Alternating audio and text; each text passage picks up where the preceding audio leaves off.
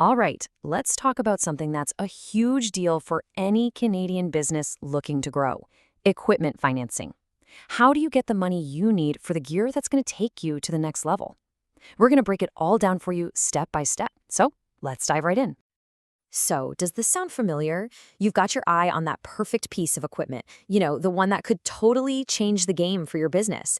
But when it comes to the money, it feels like you're just hitting a brick wall. It's a super common, and let's be honest, incredibly frustrating spot for so many business owners to be in.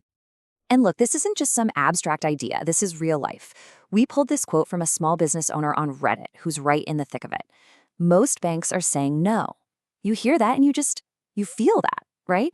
But here's the thing: hearing no from the bank doesn't mean it's over. Not at all. It just means it's time to get a little more creative and find a different route.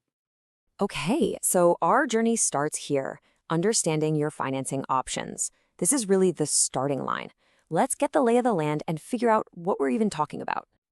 So, the most common option you'll see is a classic equipment loan. Honestly, the easiest way to think about it is like a car loan or a mortgage. The equipment you're buying is the collateral. What does that mean? Well, it just means if you stop making payments, the lender can take the equipment back. Pretty straightforward, right? And the big plus is you own that piece of gear from day one. But a loan isn't your only play. You've basically got three main flavors to choose from. First, lease-to-own. Think of it like renting an apartment with a plan to buy it down the road. You make payments, and once it's all paid off, it's yours. Then you've got the traditional loan we just talked about. You own it right away. And finally, there's just straight-up renting. You use it, you pay for it, and when you're done, you give it back. Which one is best for you? Well, it really depends on your cash flow and whether you need this thing for the long haul or just a specific job. All right, so once you know what kind of financing you're after, the big question is, who do you go to? This is where you get to decide if you want to take the main highway or maybe explore some of those interesting and sometimes faster side roads. So the big banks, right? They're the obvious first call.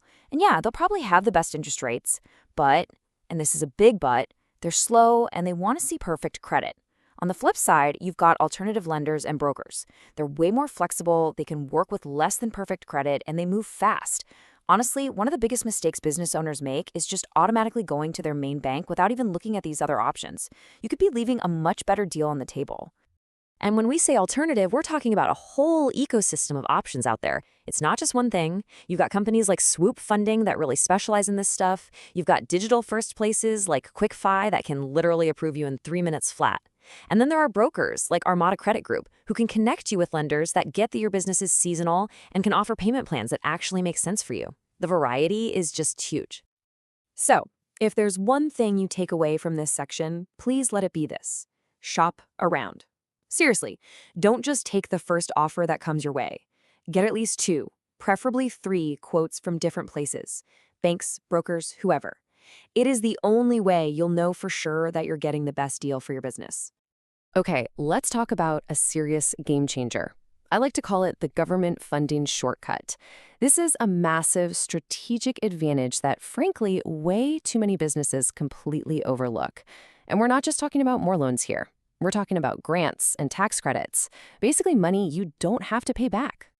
And the numbers here can be staggering. We're talking up to $10 million. That's from just one program, the Industrial Research Assistance Program. You might know it as IRAP. And let me say that again, this is non-repayable funding for projects that make you more innovative or productive. It's essentially free money to grow your business. Yeah, $10 million.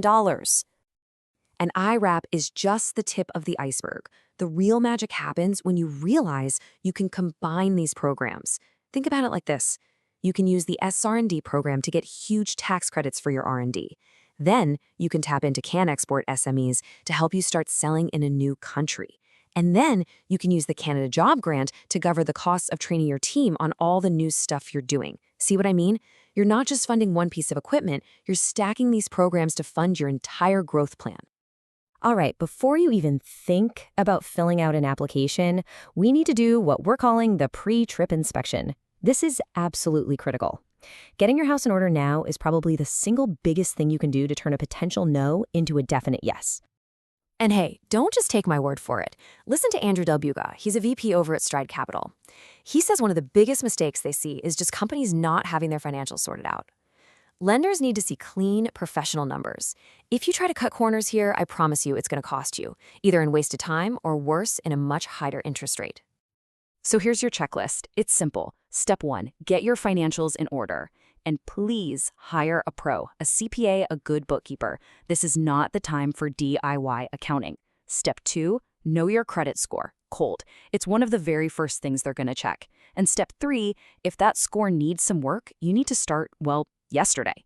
Because any improvements you make can take 30, 60, even 90 days to actually show up on your report. You gotta get ahead of it. Now, the good news is you're not on your own with this stuff. There are some really cool Canadian tools out there that can help. For example, there's Borrowell. It's a free service that lets you keep an eye on your score, but more importantly, it gives you tips on how to actually improve it. And then you have companies like Coho. They have things like secured credit lines and prepaid cards, where your good payment habits, paying on time, get reported straight to the credit bureaus, so you're actively, month by month, building a better credit history. Okay. Let's tie all of these threads together and talk about the final destination, building your funding plan. Because the goal here isn't just to get one loan for one machine. It's about creating a real, long-term strategy that's going to fuel your growth for years to come. Having a real plan like this is a total game changer. You stop just reacting and putting out fires, and you start thinking ahead, like 1 or 2 years out.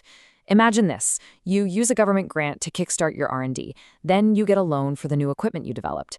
And then you use another grant to train your employees on how to use it. You're timing your applications for when different programs open up. You're stacking different kinds of funding. It just completely transforms the amount of capital you have to play with. So there you have it. That's the roadmap. The money is out there. It's with the banks, it's with alternative lenders, and it's definitely sitting in these powerful government programs. The growth you want for your business, it's right there waiting for you. So the only real question left is, what's your next move?